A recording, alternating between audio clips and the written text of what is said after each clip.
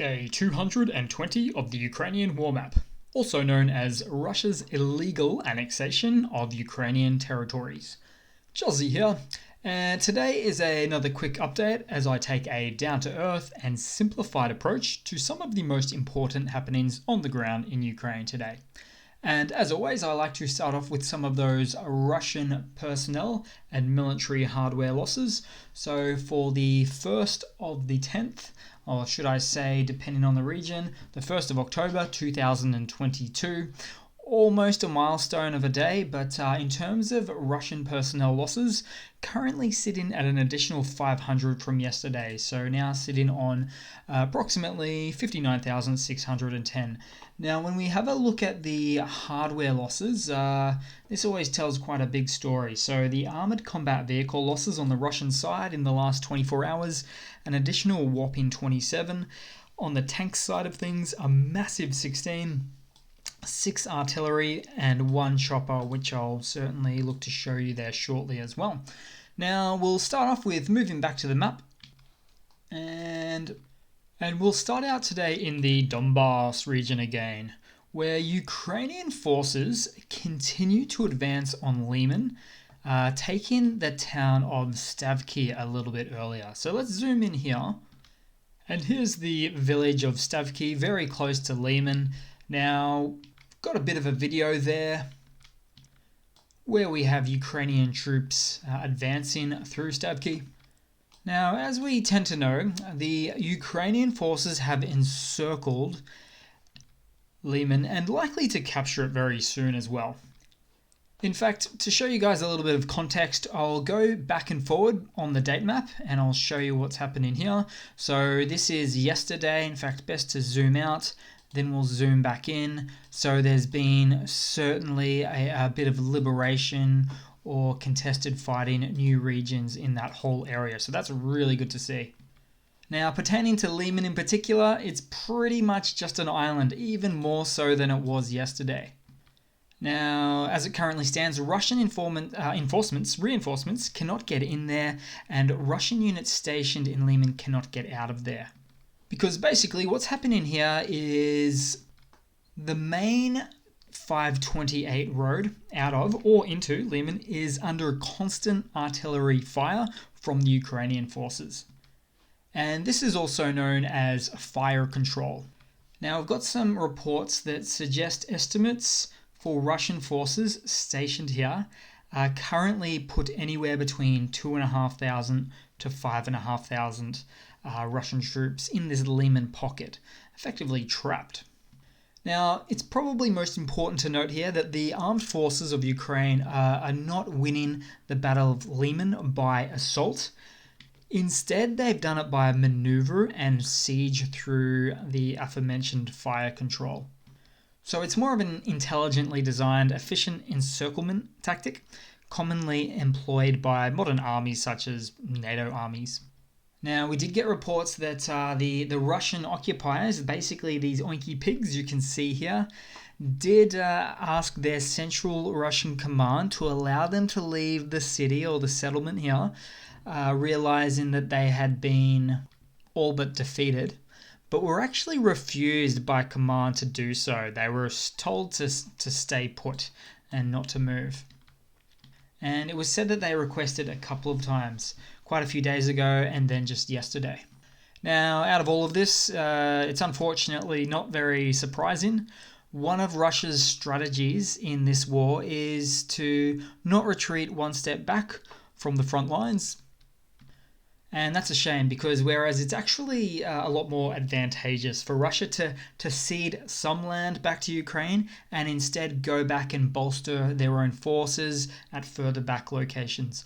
But Russia so far won't seem to do this. Russian military command wants to do this and advised Putin to do so on quite a few occasions, we're told, basically by insider informants. But Putin will very likely continue to order frontline troops to remain positioned there.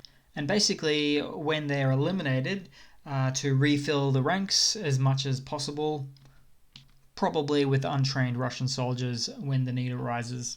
But Russia can't actually do that with this location anymore because of the fire control. Basically, precision artillery. It's got the coordinates for along the road. These soldiers can't get in or out whatsoever. So this is all, but it's a foregone conclusion, really. Now the ISW said that it would take maybe 3 days for Lyman to be captured and liberated. But the ISW is very conservative in their approach in terms of days, weeks, months, whatever the case may be. Probably the following day that you wake up, it may already be captured. But only time will see. But we'll certainly see shortly in any case, I'm sure. Now, moving back to the map where it sort of freezed out on me there, we have right next to it now, Yampil was actually captured yesterday, so we've got a liberation photo of sorts for that one there. Not only was it liberated, but it's actually used as a stationment or a staging ground to attack Lyman from all angles. Lyman's soldiers should probably put up the white flag. And on that topic of liberation, we can see this settlement over here. Here's a quick video of liberation of sorts there as well. What I call Drobyshev. And then just more generally on the front lines or the center Donbass front lines, the contact points here.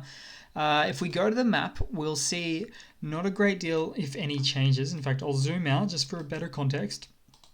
And it was said that the Ukrainian armed forces repelled a whole bunch of attacks here in the last 24 hours. But this is happening all of the time anyway. Oh, and I've got a quick video I want to show you guys. An ammunition dump exploded in Donetsk recently there. I don't know the exact location of this one yet.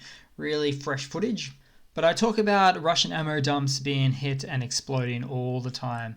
And so this is a good video here. So here's one in the Donetsk Oblast where forces from the Ukraine 30th Mechanized Brigade hit a Russian ammo dump. And of course, well, generally, these are quite sizely explosions, as you can see here, due to the very nature of what's inside them. Oh, and also we've got a bit of Lyman loot, believe it or not, already, even though it's not quite captured. So the Ukrainian armed forces captured 2 Russian T-72B tanks in the vicinity of Lyman there, so on the outskirts. So that's fantastic to see there as well. Now, just lastly in this whole region, the Ukrainian forces are said to be pushing into this Crimean location. Now, this will not be taken straight away. It will be, in my opinion, maybe the new Lyman coming up there shortly, but it will be probably encircled again, and the whole process will rinse, cycle, and repeat. Now we'll move out and have a little look elsewhere on the map, see what we can find. So Zaporizhia. So it was said that a convoy of S-300 Russian surface-to-air missile systems was seen heading from Melitopol, this location there, direction presumably to the southern front lines, maybe the Kherson region in part there at least.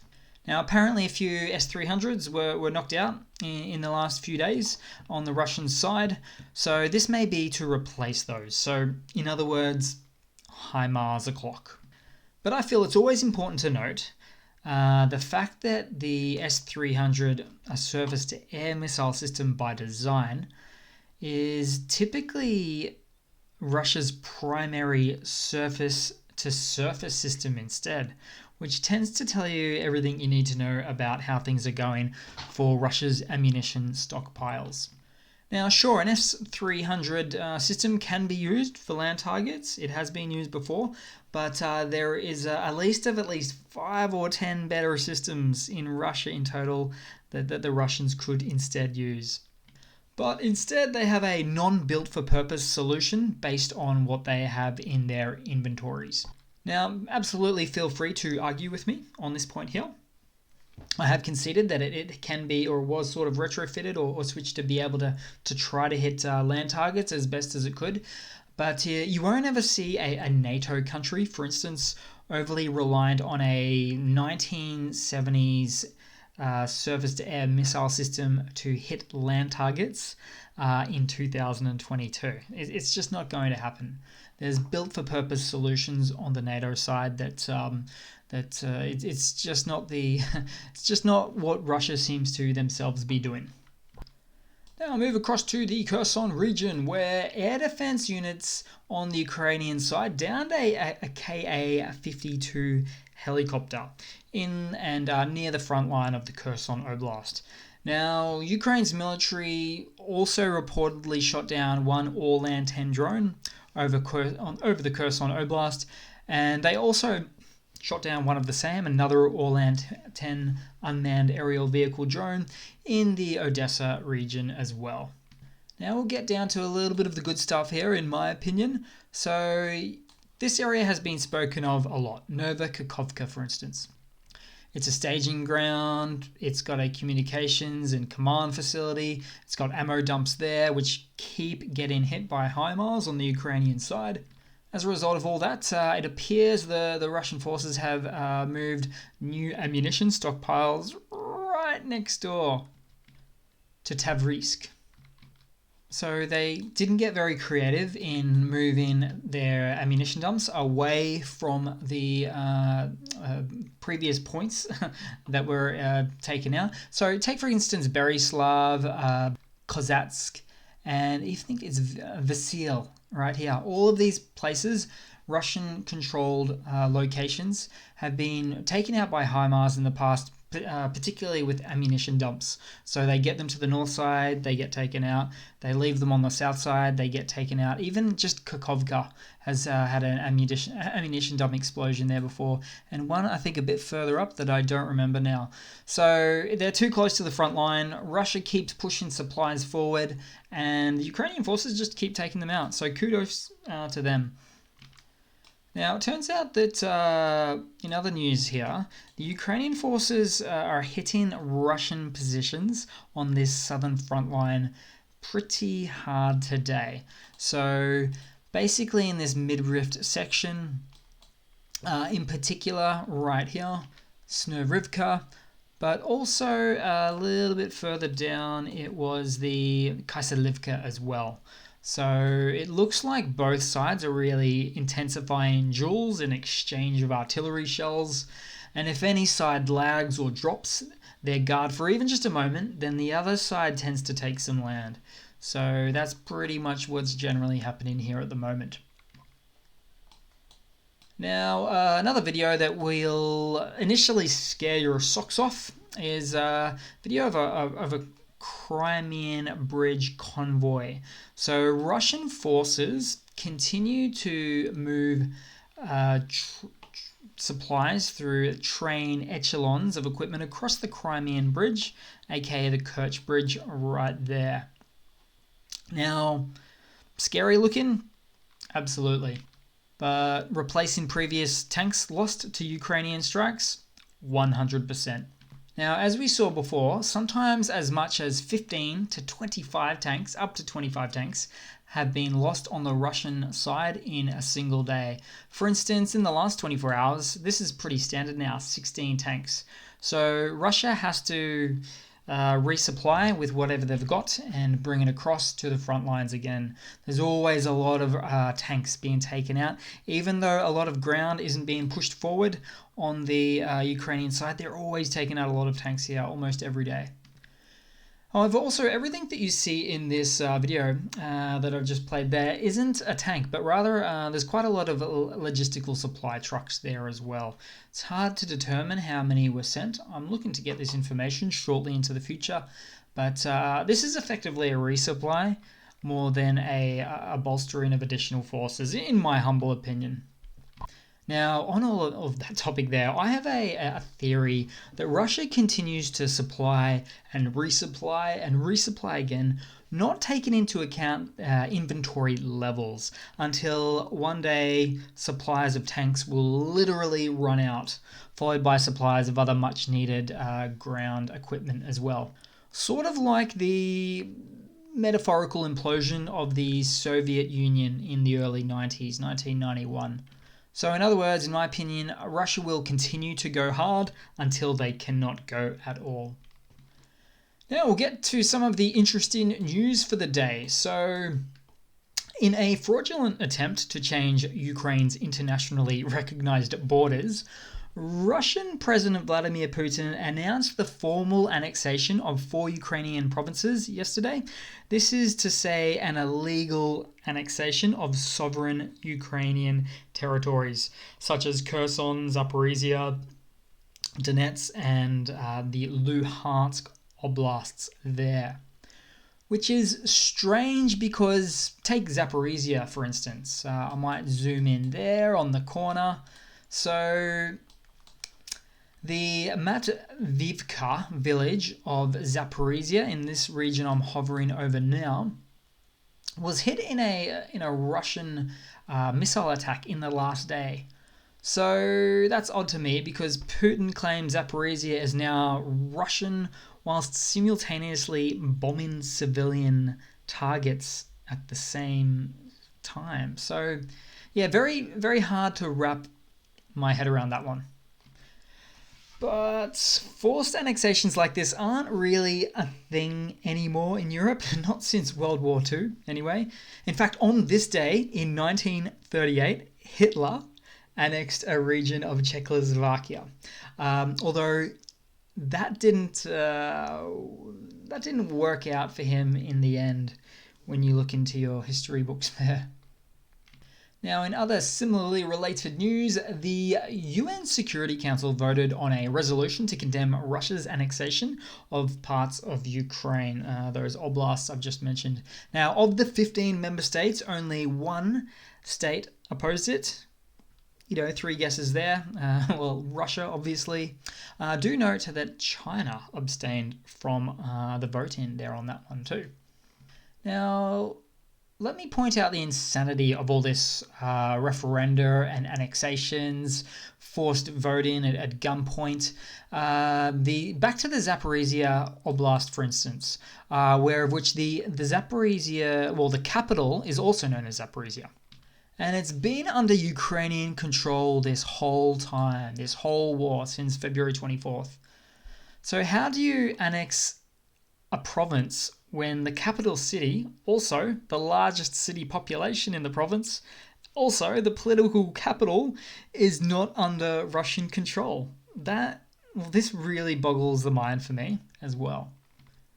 Yeah, Russia holds 2/3 of it, maybe even 3/4, but they don't have it all. How do they do these fake votes when a lot of the population is actually centered around here?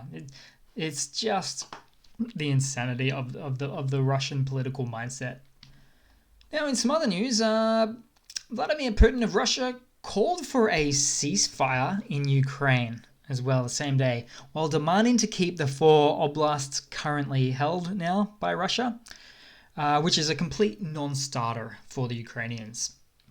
So I believe the motivation behind this request of Putin is because at this late stage of the game, Putin just wants to access a short-term ceasefire to rearm, to retrain, so effectively retrain hundreds of thousands of reservists, possibly up to 1 million, based on some reports, to try to take the rest of Ukraine later. So there will be no ceasefire under these Putin/Russian stipulations, especially of keeping the newly annexed territories. And just lastly, in some of the news here, so Belarus, just above, pro-Kremlin, pro-Russian Belarus there, prepares its railroads to receive new Russian military echelons, and also it's instructed its law enforcement to keep watch for Russian citizens that have fled forced conscription back home.